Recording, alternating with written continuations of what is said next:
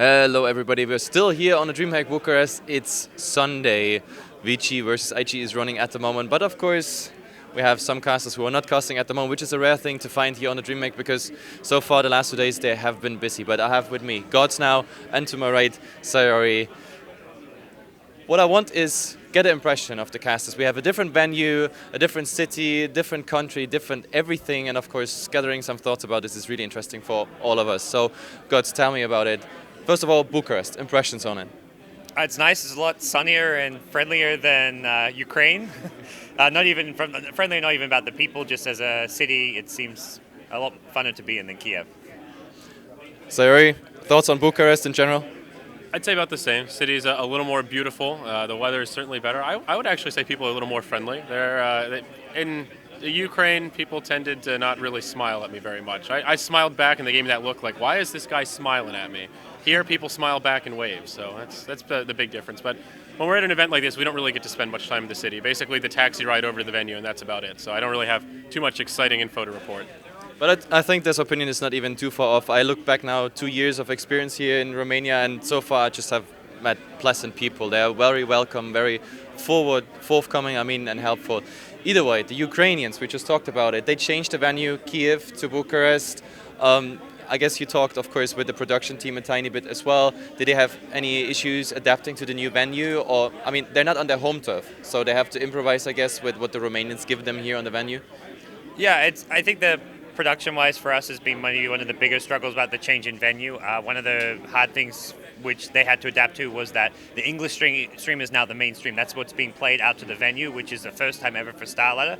11 seasons where it's been held at the Cyber Arena, and it's been the Ukrainian audience who's the primary audience. So it still feels like they put most of their resources and effort into the production on the Russian stream, despite that fact, which is, led to some slight technical issues on the side of our stream. I think we've had some audio issues here and there. Microphone was a bit robot. Yeah. So from our point of view, also just the general flow, like underneath our desk, there's like a bunch of equipment and stuff. It doesn't seem the layout and just preparation doesn't seem perfect for us, but I think it's also because of the fact that it's the first time they've actually left Ukraine and they're completely operating in unknown territory. Because Starladder for them, yes, they've ran 11 LAN events, but they've ran 11 LAN events from the same venue, the same location, and never left home. Yeah, and three casters are sitting here, so production is always at least 20% improvising, especially when you're on a new venue.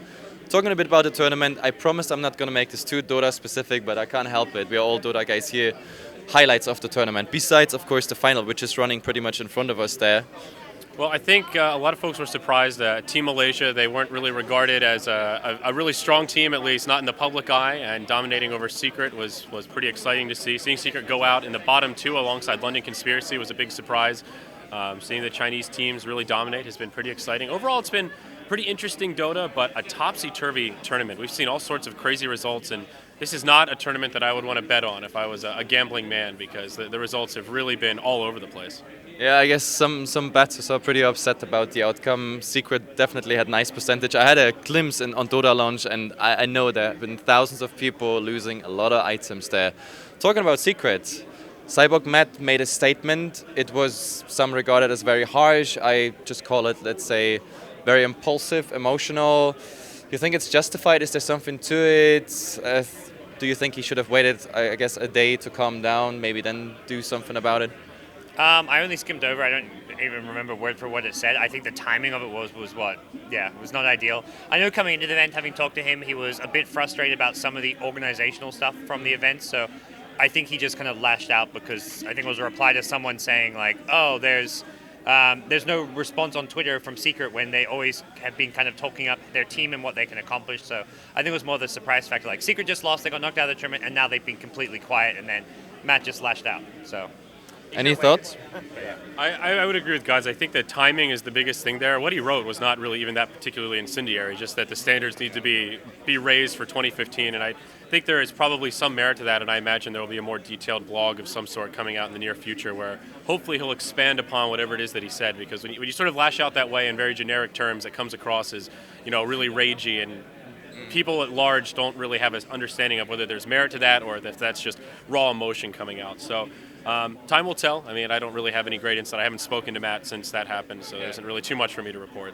I mean, we know him as an emotional guy. He's really behind what he's doing, and we also know from former events that if he gone too far, there will be an apology. So he's proud enough to actually do that.